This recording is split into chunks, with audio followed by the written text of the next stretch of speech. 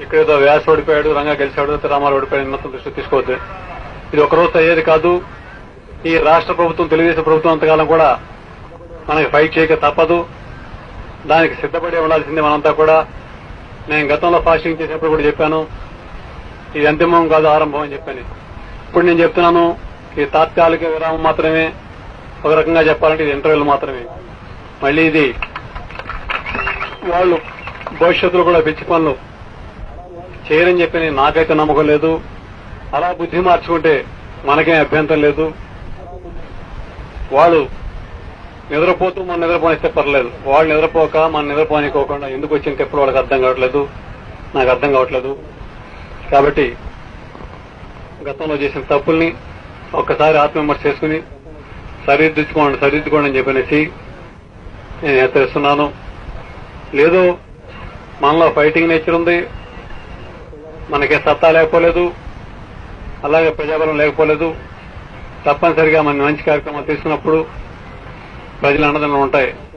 నాకు బాధ కలిగిందల్లా ఒకే ఒక విషయం. ఆ రోజున ముఖ్యమంత్రి పదవి పోయినప్పుడు రామారావు గారు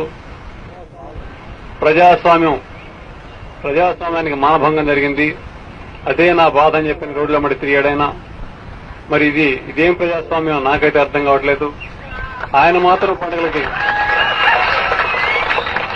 మాత్రం పండుగలు చేసుకోవచ్చు, మన ఊరు వచ్చి ఈ ఊళ్ళో ఉన్న మనం పండుగలు చేసుకోకూడదంటే ఎలాంటి వాతావరణం ఉన్నామో మీరంతా కూడా అర్థం చేసుకోవచ్చు.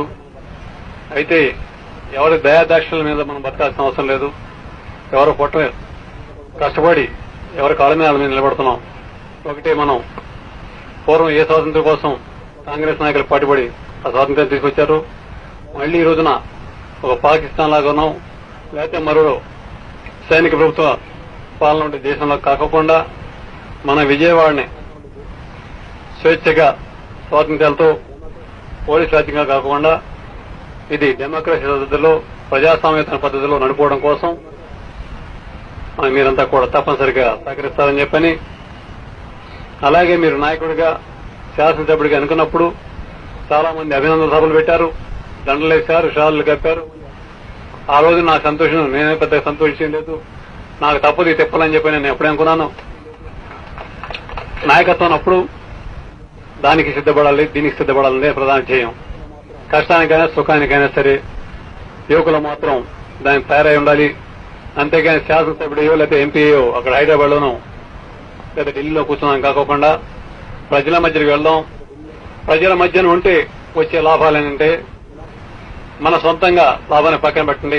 ఇలాంటి ఉద్యమాలు జరిగినప్పుడు కేవలం ప్రజల అండదని లేకుండా, మరి గతంలో రామారావు గారు చూసాం ప్రజల అండతోనే, మరి అలాగే ఈ రోజున మనం ప్రజల అండదండలతోనే విజయం సాధిస్తున్నాం కనుక మనం దీంతో పొంగిపోకుండా ఈ రోజు జరిగే కార్యక్రమానికి ప్రతి ఒక్కరు కూడా నా సోదరులాగా భాగస్వాములై ప్రశాంతమైన వాతావరణం నడపండి. ఎవరేం భయపడవసరం లేదు, నిర్భయంగా నడుపుకుందాం.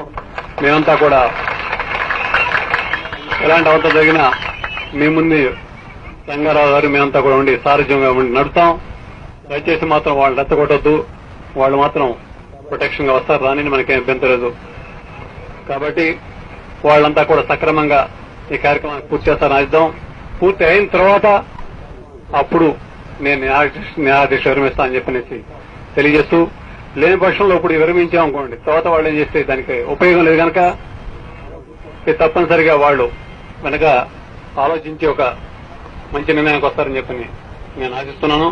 కాబట్టి ఎవరన్నా తాగి ఉన్నా కూడా దయచేసి ఎలాంటి స్లోగన్స్ కానీ రెచ్చగొడతాం కానీ లేకోకుండా అలాంటి వాళ్ళు ఎక్కడున్నా కూడా పక్కన తీసుకెళ్లిపోయి మీరు ప్రశాంతమైన వాతావరణంలో దీన్ని ప్రతిష్టగా తీసుకుని, నేను ఇక్కడ న్యాయాధీశ చేస్తుంటే ఎవరో ఇంకోటి రెచ్చగొట్టి ఎక్కడ దెబ్బలాడితే మనం చేసినంతా కూడా నిర్వీర్యమైపోద్ది. కాబట్టి నాకు పూర్తిగా మీరు సహకరిస్తారని చెప్పనేసి చేదోగా